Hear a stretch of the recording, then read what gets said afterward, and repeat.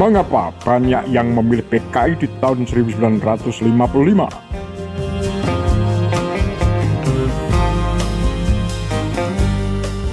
Cara PKI jualan isu kemiskinan dan sentimen anti asing.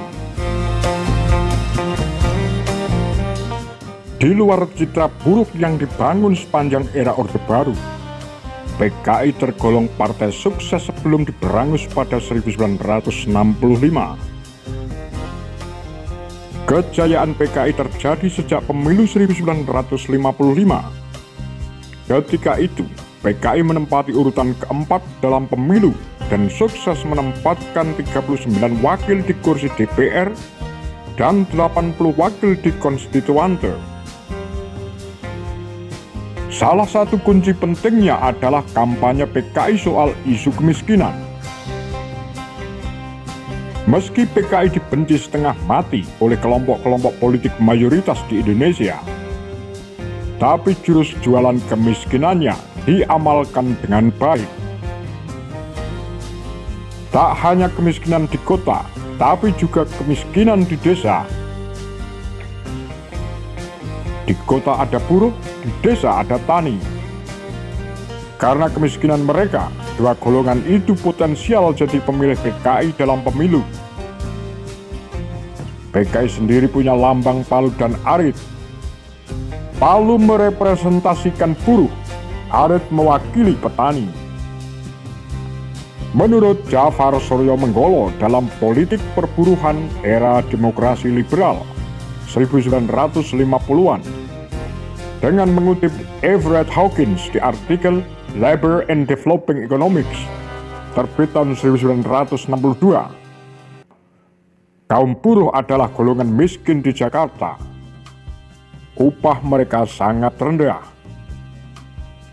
Sementara itu, pada 1953 terjadi kenaikan harga bahan pokok. Maka tak heran jika pada era 1950-an tunjangan hari raya THR sudah mulai diperjuangkan kaum buruh. Soal desa, Hasyim Adnan dalam tulisannya membungkam derbising drum band di Bumi Parahyangan yang dimuat dalam buku Sisi Senyap Politik Bising terbit 2007 menyebutkan, biasanya PKI hanya akan berkembang di kawasan pedesaan yang mengalami kemiskinan endemik, halaman 44. Subang dan Indramayu misalnya adalah daerah miskin yang diincar PKI. Namun tentu saja PKI tak cuma mengincar daerah miskin di Jawa Barat. Kaum tani Indonesia yang merupakan 70% daripada penduduk masih tetap berada dalam kedudukan budak, hidup melarat, dan terbelakang di bawah tindasan tuan tanah dan lintah darat. Kata Aidit, Ketua CCPKI dalam pidatonya berjudul Jalan ke Demokrasi Rakyat bagi Indonesia. Kewajiban kaum komunis yang pertama-tama ialah menarik kaum tani ke dalam Front Persatuan Nasional. Lebih lanjut, Aidit menjelaskan bahwa kaum komunis harus mengikis sumber-sumber penderitaan petani. Kewajiban yang terdekat daripada kaum komunis Indonesia adalah menyiapkan sisa-sisa feodalisme, mengembangkan revolusi agraria anti-feodal, menyita tanah tuan tanah dan memberikan dengan cuma-cuma tanah tuan tanah kepada kaum tani, terutama kepada kaum tani tak bertanah dan tani miskin, sebagai milik perseorangan mereka. Dari sini terlihat, PKI hendak melakukan bagi-bagi tanah kepada para petani di desa-desa. Harap diingat, tidak semua petani punya sawah. Banyak juga yang jadi petani penggarap bagi lahan-lahan petani kaya atau tuan tanah. Sudah pasti, kemiskinan semacam ini adalah lahan basah bagi PKI. Langkah pertama dalam pekerjaan di kalangan kaum tani ialah membantu perjuangan mereka untuk kebutuhan sehari-hari, untuk mendapatkan tuntutan bagian kaum tani. Seperti dicatat Satriono Pio Utomo dalam Aidit, Marxisme, Leninisme, dan Revolusi Indonesia. Terbit 2016 halaman 119. Ada jargon tanah untuk kaum tani dari Barisan Tani Indonesia (BTI) dalam Kongres Nasional ke-5 1954. Aide tak lupa memberi patokan. Menurutnya, selama belum banyak kaum tani, terutama yang miskin dan tak bertanah, masuk ke partai dan jadi kader partai, maka itu artinya PKI belum bekerja sungguh-sungguh. Tak hanya di tahun 1955, pada 1965, PKI juga konsisten dengan isu kemiskinan, meski tidak ada rencana pemilu di periode itu. Semua tanah yang dimiliki oleh tuan-tuan tanah asing maupun tuan-tuan tanah Indonesia harus disita tanpa penggantian kerugian.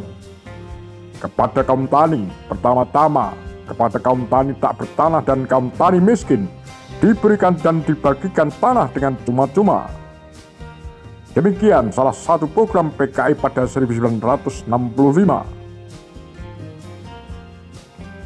Tentu saja, tak semua orang setuju dengan ide PKI yang tak pernah terwujud ini. Namun gagasan merangkul orang susah masih diterapkan hingga kini. PKI lewat Aidit dalam pidato Jalan ke Demokrasi Rakyat bagi Indonesia menyebutkan, salah satu bentuk pertentangan dan permusuhan antara negara-negara imperialis ialah perang imperialis yang membawa kemiskinan, kesengsaraan, dan kematian berjuta-juta manusia. Negara imperialis era 50-an yang dianggap mengganggu bagi PKI adalah Amerika Serikat.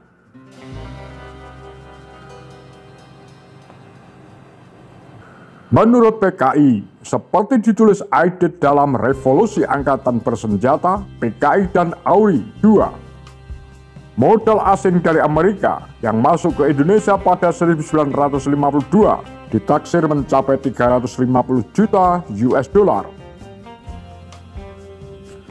PKI sendiri alergi pada perusahaan Amerika yang beroperasi di Indonesia seperti Shell, Stanvac, dan Caltech. Bagi PKI, itu adalah bentuk neokolonialisme Amerika di bidang ekonomi. PKI rupanya juga ingin terlihat anti asing di masa itu. Semangat anti asing dan menuduh pihak asing sebagai salah satu biang kerok masalah ekonomi masih terpelihara dan masih lumayan untuk jadi isu politik hingga sekarang. Seperti umumnya partai jelang pemilu, PKI juga memberi janji-janji manis. Ideologi bukan jaminan utama kemenangan dalam pemilu.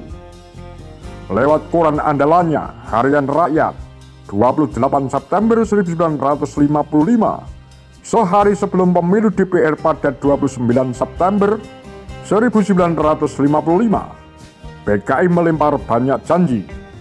Tak tanggung-tanggung, PKI memaparkan 19 janji.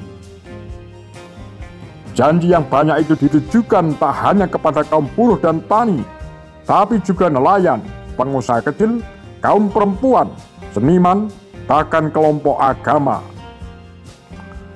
Hal terakhir terasa janggal bagi orang-orang Orde Baru, karena PKI sudah terlanjur diberi citra anti agama.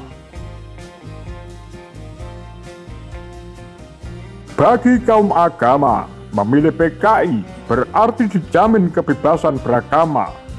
Demikian janji PKI nomor 10 di Harian Rakyat.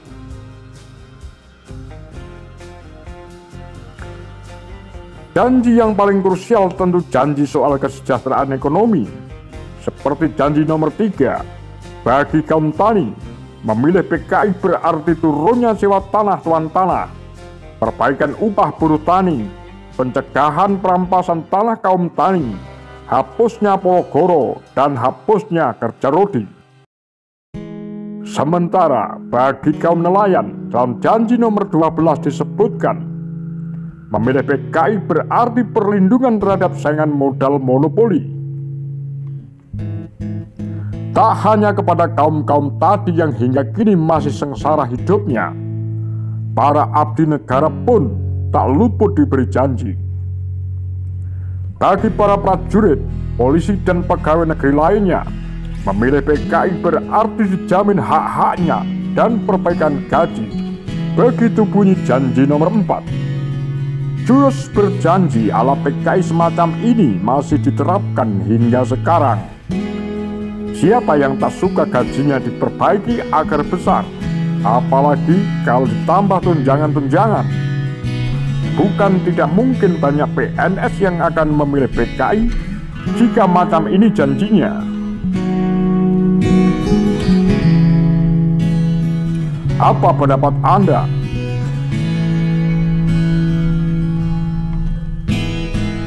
Demikian kura-kura, Tagar Lambe Sundel.